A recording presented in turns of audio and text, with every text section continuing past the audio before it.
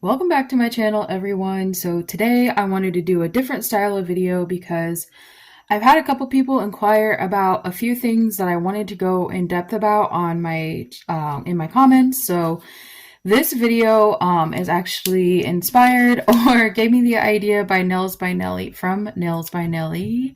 I can't even speak today because I had a client request, customer request a couple sets of black press-ons, and so I thought this would be the perfect video because I had to do a lot of editing to these press-ons, like to get them customized. So I already did this set. This set actually had some pretty long, are her normal square shaped tips that she likes that I get from BTARTBOX. I really love this brand. They're very sturdy. Even, you know, they're thin. They're very thin at the cuticle area, which you want because you want it to look nice and flush and even. So even without any prep on it, they already are a very gorgeous shape, and these are my favorite square tips to use like ever. So I'll leave them linked down below. But they are also thicker at the end. So it's they're just really, really nice, and I really love these. So she wanted them shorter, and I'll go ahead and insert pictures in the video of what she requested. And one of them, the picture is really weird because they kind of like taper in a little bit.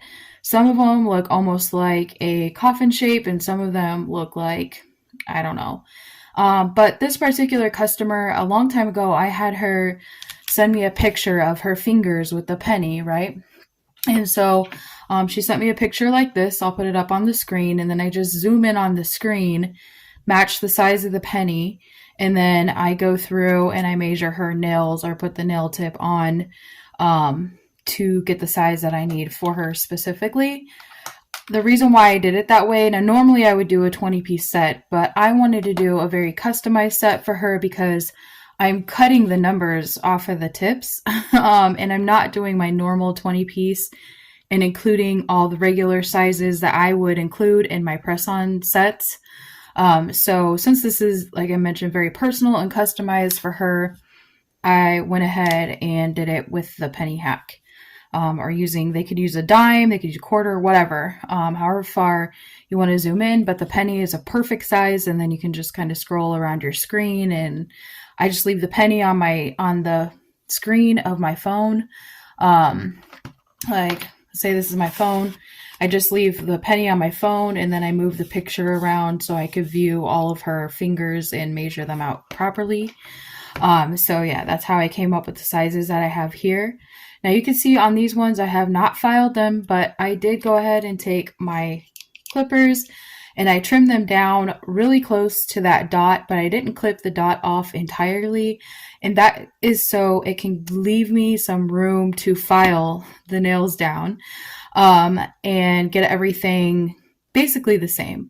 Like you can see this nail I clipped or trimmed a lot shorter, not on purpose, and it wasn't intentional, but that's probably actually the length that I'm going to go with, right? Because this is the shortest nail, and it actually looks a lot like the inspo pic for the other set that she asked me to create for her.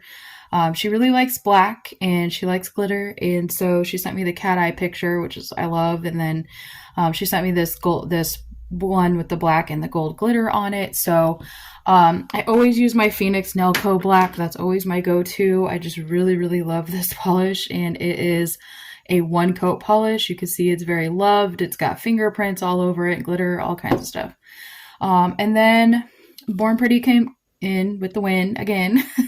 I got these solid cream gels as PR about a year ago, and so I was like, okay, let me go ahead and show you the colors that is in this trio. Like, this is like almost a perfect match or very identical to the type of glitter that was in the picture. And so I'm going to be using this gold for the other set. And then my favorite cat eye is, let me get it. Sorry for my chair, it's squeaky.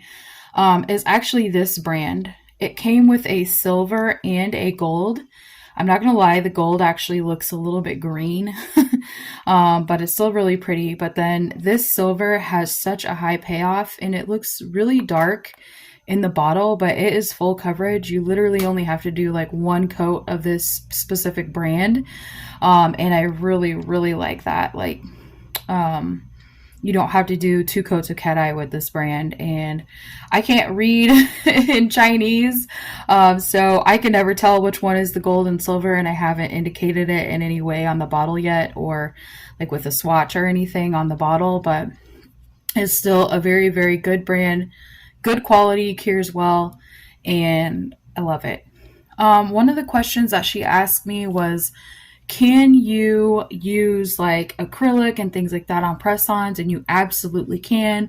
You can use polygel. It just really depends on what you want to use personally to strengthen the nail. So since this set, this coffin set, has the glitter on it, if I wanted to, if I wasn't using gel polish, or if I was using like raw glitter or something, then I would go in and encapsulate it with something like this, rubber base coat. You can use rubber base coat. I like builder gel in a bottle as well.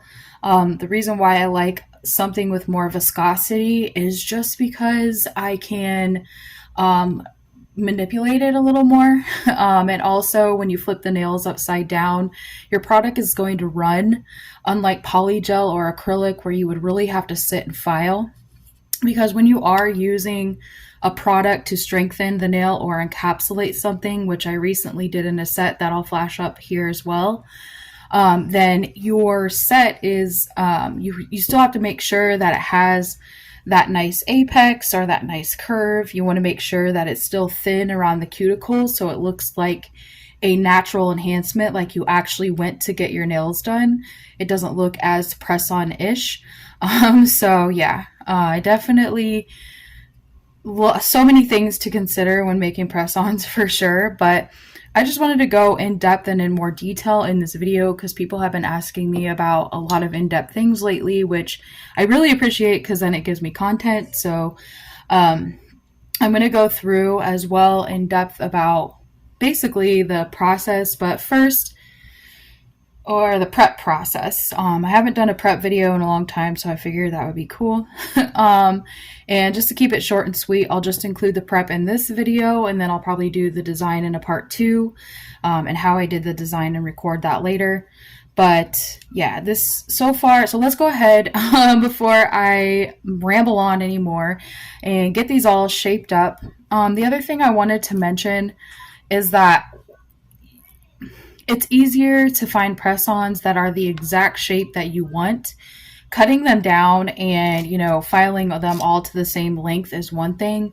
But sometimes when, like, let's say I wanted these more of a coffin shape, when you start filing inwards, like on the edges, like this, they don't lose their shape at all. But what can happen is that, like, they lose this curve. Like, these have a pretty high C curve underneath.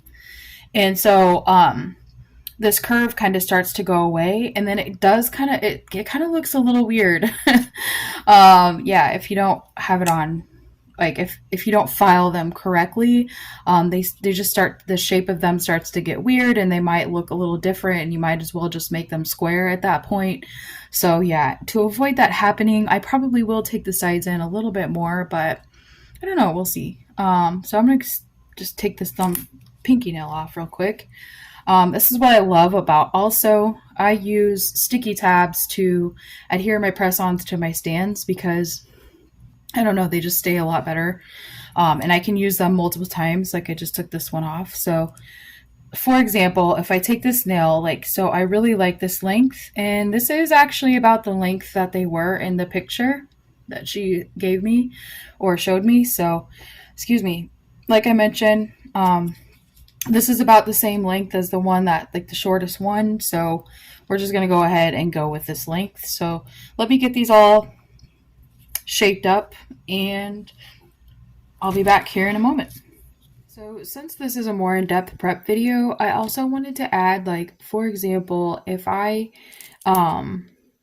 take this nail and I put it on my nail, you could see, like, the edges. You can see how my cuticles are round, and these are a little more square at the end, which is okay because, like, for example, my thumbnail, they fit perfectly. They look great. I love the way these fit my thumb. But for all of my fingers, it just, yeah, like I don't like that square look. So when I'm filing as well, I like to make sure to also go around the edges of my cuticle on my 4 main fingers, and just kind of make them a little bit more round without losing the integrity of the press on. Like, I don't want it to become flimsy or anything like that. So, and it doesn't take much at all. I'm using a 100 and a 180 grit file. It doesn't matter which side you use. You just want to very gently, I turned it to the non-abrasive side, like a 180, because I just really want it to be nice and round. And to be honest, this is looking okay. It's looking pretty nice, but sometimes when nails are longer, I can put the press on back a little bit farther, so then I just compare it to my cuticle like this, or I can slide my finger under there a little bit and be like, oh, okay, yeah, that looks good. But when they're shorter like this, I kind of guess a little bit. I might take it off the stand and compare it to my actual cuticle, but in this case, I'm not going to. I am just going to keep filing away. Another thing that might be a little bit distracting to some people is that, for example, these are clear tips and I can clearly see this pink stand through here. And if you do have this on crooked or sideways, or that matters to you, then you just want to make sure that it's on as straight as possible.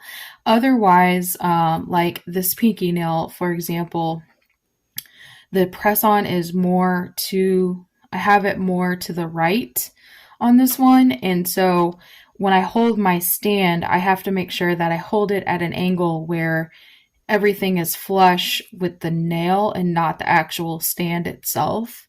So every once in a while that distracts me a little bit, but I just take it off like this and then remove it. So now that I have this on my cuticle, you can see it's a lot more round.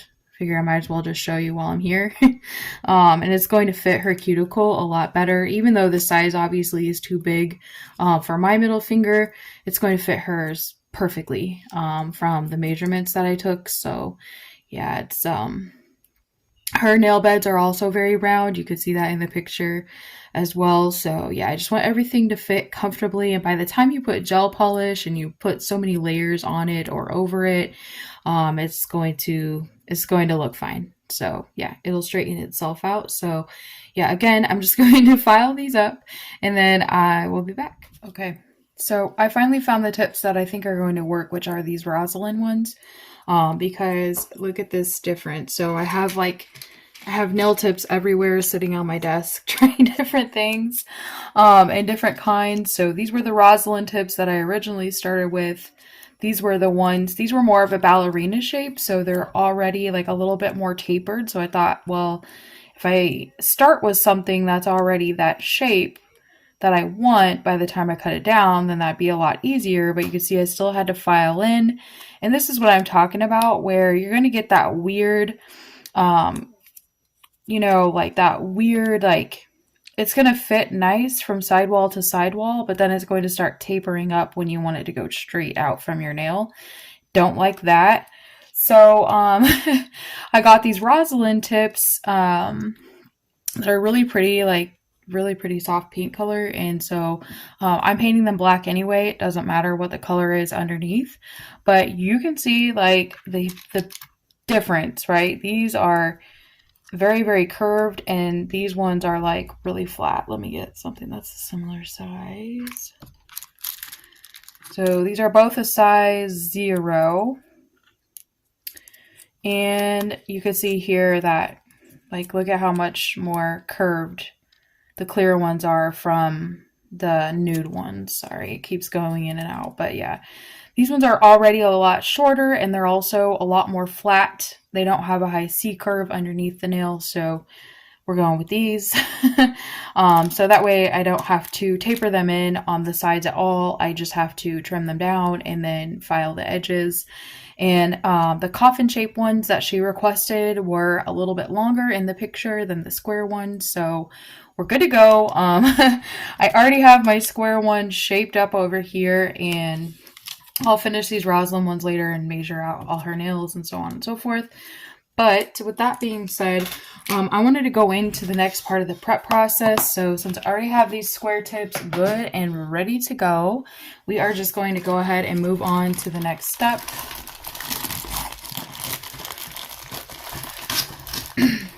All right, so this involves a buffer. I love these little white buffers. They're by a brand called Maryton. I get them off of Amazon, and I put these in my press-on kits, and I just really love these. They work really nice on your natural nail. They feel comfortable. They're not sharp on the edges, so they're not like cutting up people's cuticles. I've used them on myself quite a bit, and so I just gently buff the surface. So on those Rosalind tips, they're already like pre-etched. Both the underside and the top are matte, but I'm still going to file these up a little bit once I get them all straightened out and stuff like that, so I can go in and put my base coat on. So yeah, I'll put my base coat on top of there. Now, some people might not use base coat for the press-ons, and you don't have to. You can just go in right on top of what you buffed and start with your color. But for longevity, I want them to last. I want the color to stay on and last. So I do buff them up, and I just make sure the entire surface of the nail is buffed to the point where the entire thing pretty much looks matte. Now at this point, you can assess what your cuticle looks like, right? So you might want your cuticle a little more thin. I personally have experience where the nail has cracked, like when I try to take them off the press-on stands, like at the cuticle area when I do this. But I'm going to show you as an example of something you can do, because if you notice on the edge of some of the press-ons, like back towards the cuticle, there's like a little lip right there. I don't know, and that's on almost every single press-on brand that I've ever tried. And I don't know if that's just how they like come off of the press or whatever, or, you know, out of the mold. But it's really kind of annoying. And so I just like to very gently take the 180 side of my sanding band, or you could use a sanding band too, but I prefer to use a nail file so I have more control, like a hand file. But if you just very gently buff this cuticle, I'm not pushing down very hard at all. But you're gonna start to see these little lines right here on the edge of the cuticle, and that's where that little plastic edge is starting to come off. This is going to help your application, and it's going to keep your gel polish from bubbling up in that area, if that makes sense. If you make press-ons, or if you've ever made press-ons and when you're using gel polish on them, you may have noticed this, but it is like, it kind of like, at the top, at the cuticle area, and at the free edge, it tends to get stuck in those two areas, and it kind of looks like there's a little bump.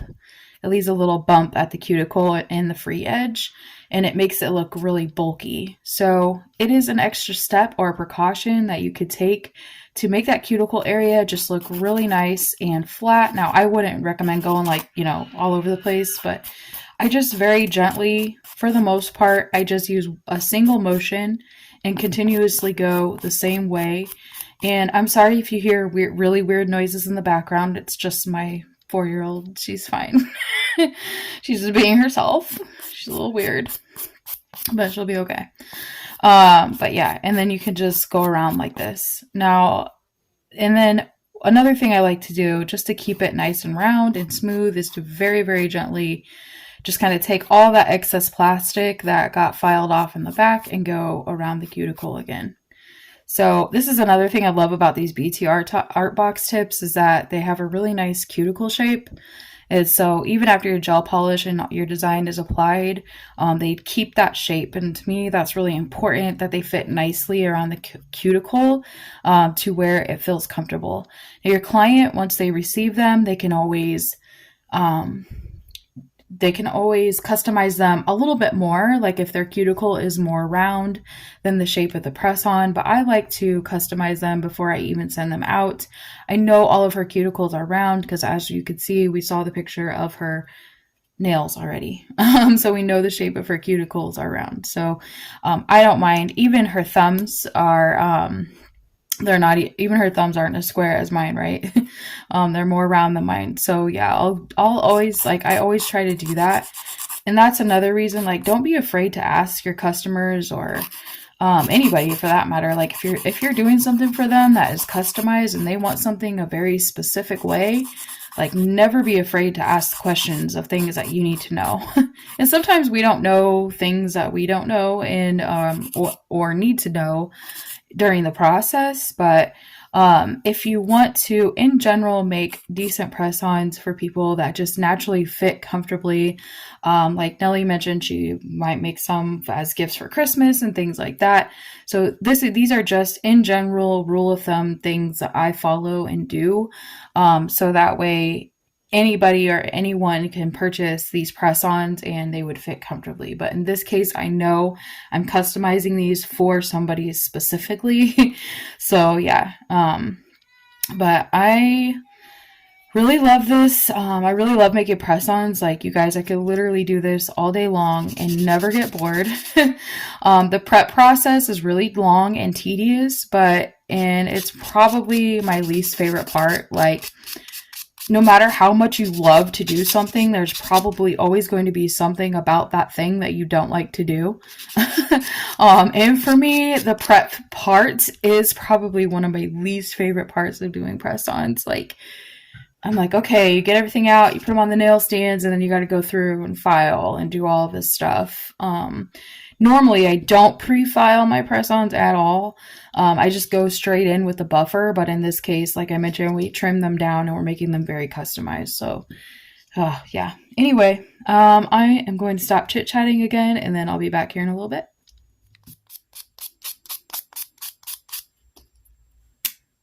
Okay. So now that I have both hands completely buffed, I'm going to go in and I'm just going to take a dust brush and just kind of very gently, obviously not very hard at all, otherwise these would be flying off the stand, just very gently remove all of the dust that has accrued on these. And then I am going to take a lint-free wipe, which I am almost out of. These are my favorite lint-free wipes of, like, all time, because they're legitimately lint-free and it takes forever for them to fall apart. Like, absolutely love these lint-free wipes. I need to order way more. Like, I am almost out. I bought 3 packages of them and probably about a month or 2 ago. They don't last me very long at all. But anyway, then I just go in and I wipe the surface of each nail. This just ensures that when you go to put your base coat on, the surface of the nail is smooth. Now, you might be able to see little bits of dust and little specks of things like underneath the nail because I haven't cleaned out that little plastic lip that gets stuck underneath the nail, like that, for example. So I just leave that till the end, to be honest. I usually don't clean out this little part of the nail until I'm finished with the press-ons, because it really doesn't matter. It doesn't matter. What matters and what's important is the top of the nail. And I don't want any of those little particles, those dust particles, like, getting in my base coat. Otherwise, you're not going to have a smooth gel polish application, and so on and so forth. Also, if you don't use a base coat and you go in straight with gel polish, you don't want your gel polish contaminated with a bunch of dust. So yeah, I just make sure that everything that can or could get into my gel polish or base coat is as clean as possible. So today I mentioned I'll be using Phoenix Nail Co. Black, and I don't have any of their base coat, but I do have a ton of base coat from Beetles, Model Ones, Born Pretty, Madam Glam, Nail Reserve. Nail Reserve has been my favorite lately, and it has been my go-to, so I just leave it out on my desk because I use it all the time. I just happen to really, really like this base coat a lot, and it's also very clear, along with Madam Glam, so excuse me, if you like either of those brands, I do have links in the description box with my code down there. That will take you directly to their website and save you some coins. If you're interested in these products or in this No Reserve base coat. So yeah, very, very nice. It applies very smooth. And I also like the fact that it self-levels, but you're going to see I'm going in with a very, very thin coat of this. I don't want it to be thick at all. I just want it to be very thin. And as you're putting your base coat on, you can see all the little things through this entire nail, like those little bits of plastic I was talking about, and maybe the dust particles underneath the nail. I just wait until last so I don't have to keep taking everything on and off the nail and cleaning it off and getting my little sticky tabs all dirty and having to change those a million times in a set because dust is flying everywhere. Yeah, so I just save that for last, and then I clean them all out and I wipe them down and all that good stuff. So, but yeah, I just put a little bit on each nail and then I go back in. If I have like too much base coat on one nail, then I'll just take it, use it on the next nail, and so on and so forth. I just want to make sure it's not very thick. But if you do have excess of anything, you'll be able to tell when the entire nail is covered. Oh, sorry. When you do have excess of anything, just take your brush, put it back in here. My mind is like, oh, squirrel. Look at that. We're talking about, oh, we see clear nails now, so let's talk about it. But you can tell when the entire nail is coated because it will be very clear and you'll be able to see through the entire thing. And yeah, looking pretty good. Again, I just want to make sure everything is as even as possible, and it's really hard to see with base coat, right? Because it is clear and it's really hard to tell. Really, really hard to tell. You can tell everything is covered because it doesn't look matte anymore. But it's hard to kind of see like if there are any imperfections or if it's not self-leveled very well anywhere. Because again, if this doesn't go on well, or you have it on too thick, or it makes the shape of your nails irregular, it's going to be very obvious when you go in with your gel polish. So I like the way these are looking. Everything is covered. One thing I really struggled with when I first started press-ons was making sure that I get the sides covered. I was always so paranoid about the nail looking too thick or with the gel polish changing the shape of my nail. I don't worry about that anymore because I literally apply things in such thin coats. It doesn't matter. But if you don't get those sides good enough, you don't have to cake it on the sides, but if you don't get them good enough, it definitely picks up when you apply your gel polish. And then if you don't get it good enough, the sides good enough when you apply your gel polish, then it's going to leave like little bumps on the sides of your nails, and then they're definitely going to look uneven. So might go over that when I do the design on these, but yeah, it's a lot. So I'm going to go ahead and cure this for 60 seconds. And then after that, I'm going to do the other hand, and then I'm going to go off camera and get these nude nails prepped from Rosalind, and then I'll be back. Okay, so I have everything prepped, ready to go, buffed out. My next video is going to be my design video. These look a little weird, not that they're a little bit shorter. For some reason, when they're on the press-on stands, they don't look as long. But when I actually put them on my nail, like for example, I tried one out and I sent a picture to her and was like, you know, is this length okay? And she said yes. So it's actually a really nice, cute little short, sporty length. I did taper the edges in just a little bit so they have that coffin shape. And I wanted them to look just like the inspiration that she sent me. So yeah, and like I said, in my next video is going to be the design and how I do everything for that. So I'm going to go ahead and put base coat on these and record that video really quick. So stay tuned for part 2 of how I make my press-ons and different things that I do. And like I mentioned before, these are all just recommendations. Like these are just how I personally like to do it. It doesn't mean you have to do it that way. If you have a certain way you like to do things, then definitely go with that. But I really love making press-ons, and it's kind of my thing. It's just something that grew on me, and it's a way for me, again, to just kind of share my art. So I just want to thank everyone for being the best part of my channel, and thank you all so much for all of your questions and comments down below. It gives me awesome inspiration for some really in-depth videos and tutorials. So again, stay tuned for part 2, and then I'll also do a part 3 on how I package everything and what I go through with that. So I will see you in my next video. But I'm scared and I'm nervous. I don't wanna give